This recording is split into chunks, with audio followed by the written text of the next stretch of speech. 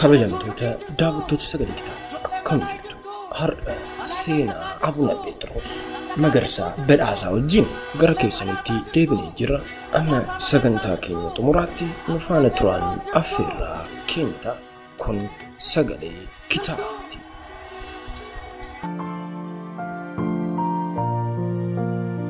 Xaaliyaanonni 1888 Adwaa irratti eega injifatamaniin booda waggoota muraasaa fi babal'ifannaa lafa kaaba baha Afrikaatti gaggeessanii akka dhaabu jedhanii turan.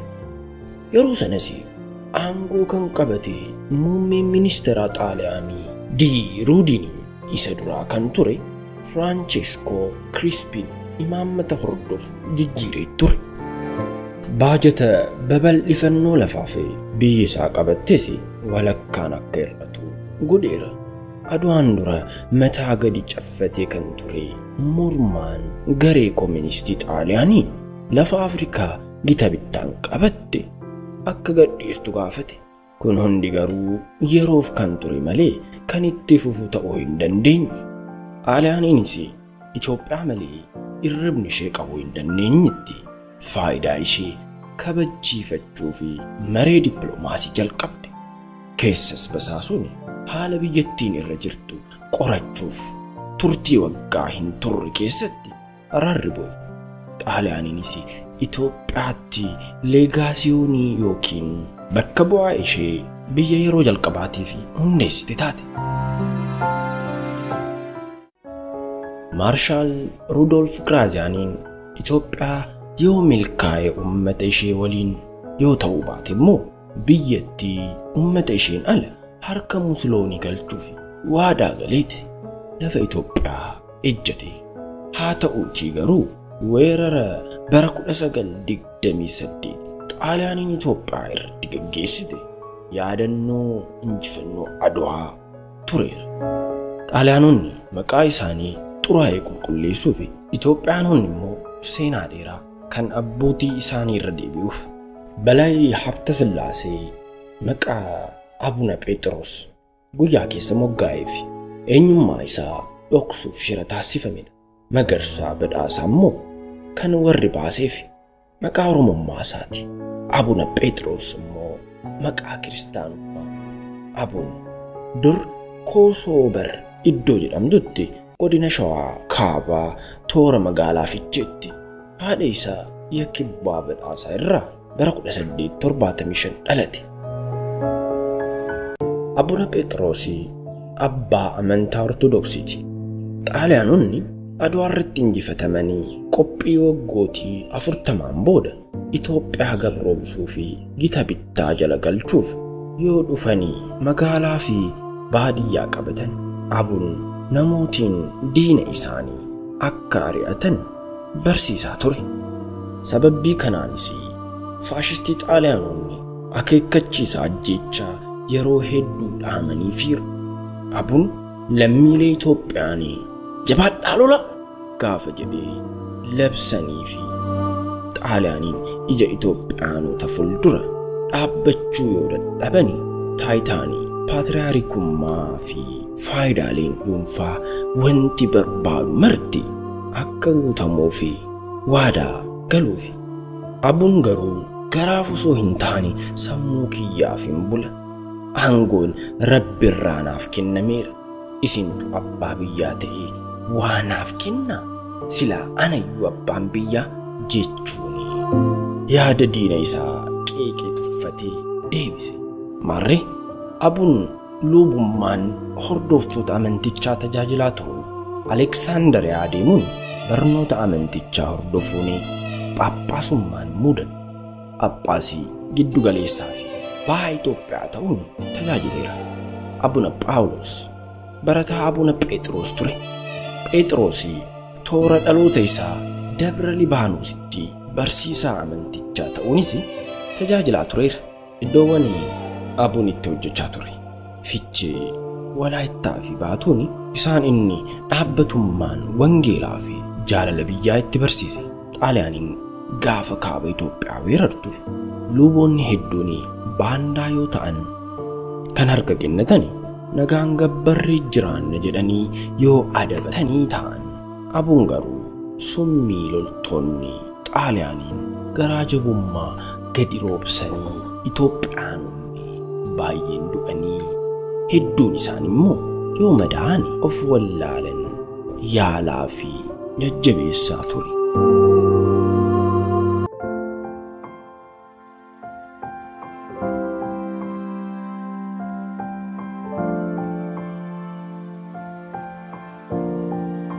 Abuun sossobbii Xaaliyaanotaa fudhachuu fi garaa isaatiif buluu waan dideebe mana hidhaatti darbame.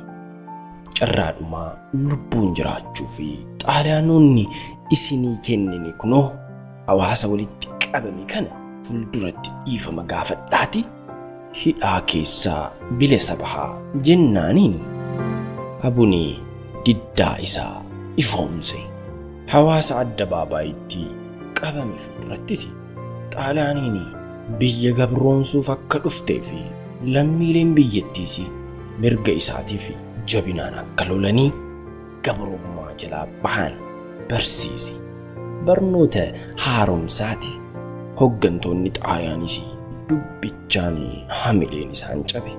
Waan yaadanis salphaan harka laachuu dide. Biyya bituun salphaa ta'uu dide. Ulfaate. Aariin marrimmaan isaanii gubate. Sanaan booda Xaaliyaanonni ega diddee kan jedhanii baandoota itti gadhiisanii rasaasaanii adoolessa 22 bara 1928 isa ajjeesan. Namni tokko yoo du'e kaan waan jeelu se'an malee ibidda ramaxaa ta'aa dubbichi akka deemu shakkanii sirriitti quba hin qaban ture. Fakkeenyummaan Abuun baras dargaggoo fi shamarran hedduuf ta'e qabsoo diddaa gabroomsa Xaaliyaaniitti isaan kakaase. Gootummaa fi fakkeenyummaa gaarii jaalala inni biyya isaaf qabus dhugaa ba'uu fi siidaan isaa jalqabaa adoolessa 16 bara 1939 ega boqotee waggaa 10 booda maqaa fi taayitaa abbaa amantummaa Abuunaan ijaarameef. Siidaan kun ijaaramee waggoota 60 booda yoo haaromfamu Abuna Phexrosis paatriyaarikummaa laatamee fi hagayya 22 bara 1997 eebbifameera. Siidichi sababii hojii daandii baaburaatiif qabus kabajaan muuzeemii keessa of eeggannoon kaa'amee bakka durii isaatti deebi'uun seenaa inni hojjetee darbe jaalala biyyaa addabaabayii dhaabbatee lammiileetti labse. Lammiilee yeroo sana bakka guddaarra akka isaatti turani miti. Kan Xaaliyaaniitti karaa himeyyuu faayidaa argateera. Abuun garuu faayidaa ofiirra jaalala biyyaa durse. Aangoo isaaniis hin barbaanne. Ulfina lammiin alas gonkumaa hin yaadne. Amantaan kan abbaati. Hojiin isaa garuu kan biyyaati.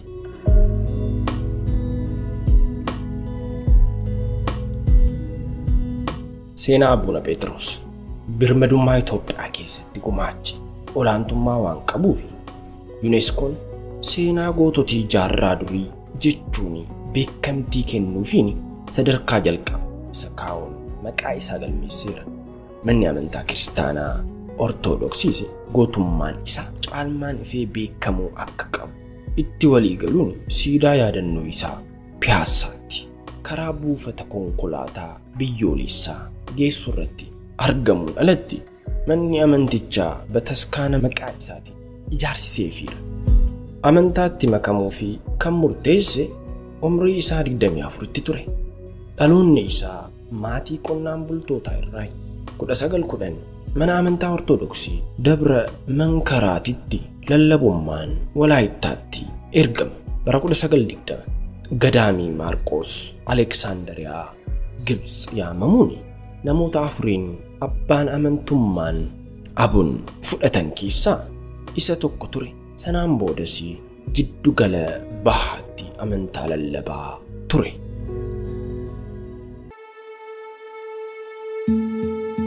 Bara Xaaliyaaniin biyya weerartu bara 1927 mooticha Haile Sillaasee waliin gara dirree waraanaa kaabaatti abbootii amantaa duulan keessaa Abuna Phexros isa tokko ture. Achittis namoota madaa'an kunuunsaa fi jajjabeessaa ture. Xaaliyaaniin tarkaanfii haleellaa fi ajjeechaa namootii homaa hin balleessine irratti yoo fudhatu ijaan argee garaan isaa aare. Kun ammoo baay'ee garaa isa booresse. Xaaliyaaniin injifattee gara jiddugala biyyattiitti dhiibaa gaafa dhuftu Abuna Phexros gadaanii Dabra Libaanos seene. Achi taa'uunis biyyi isaa weeraramuu isheetiin gaddaa fi yaaddaa ture. Finfinneetti abbootiin amantaa dursummaa qaban weerara Xaaliyaanii maal goonaan yoo fudhatan Abuna Phexros garuu diddaan dhaabbate. Xaaliyaanonni Abun beekamtii qabuun dhiibbaa uumuun isaa hin oolu sossobbiitti ka'an. Namas xalayaasitti ergan. Abun garuu garaa jabummaan Xaaliyaaniin lammiilee biyyattii ajjeesuu isaaniitti gubatee aaree waan tureef lakkiin sossobbii isaan dide. Ofiifis gaafas du'aa ofitti murteesse. Abun carraa argate maraan loltoota Itoophiyaas ta'e kan Xaaliyaanii waa'ee barbaachisummaa nageenyaa isaaniitti lallabaa ture. Bara 1928 garaan isaa weeraraa fi ajjeecha jarraawwatanitti marrimaan gubatee ture. Hawaasnis weeraraa fi ajjeechaa jaraa akka hadheeffatuu fi balaaleffatu fincila cimsee lallabuun bilisummaa fi akka wareegaman kakaasu ture. Xaaliyaaniin dhiitee bareetee maal akka dubbatu, eenyu waliin akka hojjetu, eessa akka ooluu fi maal akka yaadu isa hordofuu ture. Aariinis qabamee akka hidhamu ajajni darbe. Murtoodhumaa isaan fudhachuu fi karoorsan duras addabaabayitti bahiitii Xaaliyaaniin Itoophiyaa akka bulchitu aman. Loltoonnii fi gootonni biyyattii weerara Xaaliyaanii falmanis sirrii akka hin taaneef hojii isaaniis akka dhaaban himeetii si gadhiisnaa yoo jedhaniin Abunis imimmaan ilmaan biyya kiyyaa gaazii keessan maashinoota olaantummaa keessaniif biyyattii bulchuu akka dandeessan garaan kiyya naaf hin fudhatu. Cubbuu keessan kan garaa jabeessummaa kana yoo nan balaaleffanne akkamittan maalan jedheenis Rabbii fuuldura danda'ee dhaabbadha. Ajjeechaa isaa gaggeessuuf yookiin tarkaanfii irratti fudhachuuf yaadan tarii fincilli nurratti ka'aa laata. Xaaliyaanonni sodaa fi dhiphina cimaarra turan. Haa ta'uutii dubbiin mudaan muddii waan itti ta'eef gara addabaabayitti namoonni hedduun bakka walitti qabamanitti ji'a adoolessaa 1928 ajjeechaan isaa yoo gaggeeffamuuf deemu dhaamsa isaa isa dhumaa arrabni isaa osoo hin gogiin akkas jedha. Ilmaan biyya koo gootonni Xaaliyaaniin falmaa jiran kan isiniif dhaabbatan kan mirga keessaniif lolan malee akka Xaaliyaaniin jettu shororkitoota nagaa biyya isaanii jibbani miti. Warri badii jaraa isinii fi ana fuuldura jirtu tana. Jara fageenya biyya nagaa fi jaalala qabdu weeraruuf dhufan. Waaqni jabina lammiilee isheetiif akka laatu nan kadhas nan abdadhas. Lammiin koo weeraraaf akka hin jilbeeffanneef nan amana. Bulchiinsa weerartuufis akka hin sarmine qalbii kiyya natti hima. Lafaa fi lammiilee ishees olaantummaan faashistii akka hin fudhanne imaanaa irra kaa'eera. Yoo kun ta'e garuu ekeraa kootu ni balaaleffata.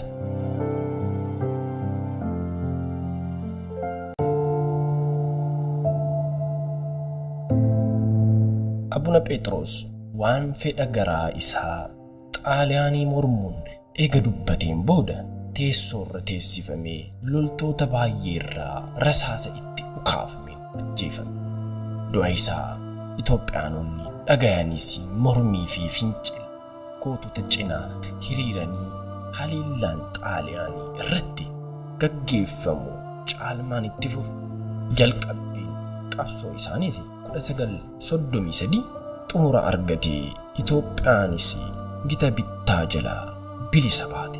1938 siidaan gootummaa Abuna Phexros ibsu bulchiinsa magaalaa Finfinnee duuba Bataskaana Goorgisii jala daandii Merkaattoo geessurra addabaabaayirra dhaabbateera. Oromummaa isaa garuu namni dubbachuu fedhuu baatus kutataa ilma biyyaa ta'uu isaa hundatu afaan guutee dubbataaf. Kunoo seechimuu baruu danda'u. Tsaggaayee Gabramadiinis taphaa fi walaloo mi'aawaa irratti barreessee seenaa fi gocha gootummaa Abunaa hawaasa dhandhamachiiseera. Bataskaanni Ortodoksiis qulqulluu jettaniiti maqaa isaatiinis Bataskaana magaalaa Finfinnee keessa toora Wingeetitti ijaarsisteetti. Jaalala inni biyyaa qabus sirriitti ibseera. Biyyaa fi jaalala qaburraa kan ka'e ormi faayidaa dhuunfaa fi biyya yoo gurguratu inni garuu qabeenyarraa jaalala biyyaa fi lammiilee qaburraa kan ka'e lubbuu isaa wareegeera. Kabajamtoota daawwattoota Sagalee Kitaabaa seenaa goota Oromoo Abuna Phexros asumarratti xumurra. Seenaa goota biraatiin hanga walitti deebinutti nagaan nuuf tura. Waan gaarii barattaniittu jennee abdanna. Like, share, subscribe gochuu keessanis hin dagatina. Isin jaalanna. Horaa bulaa.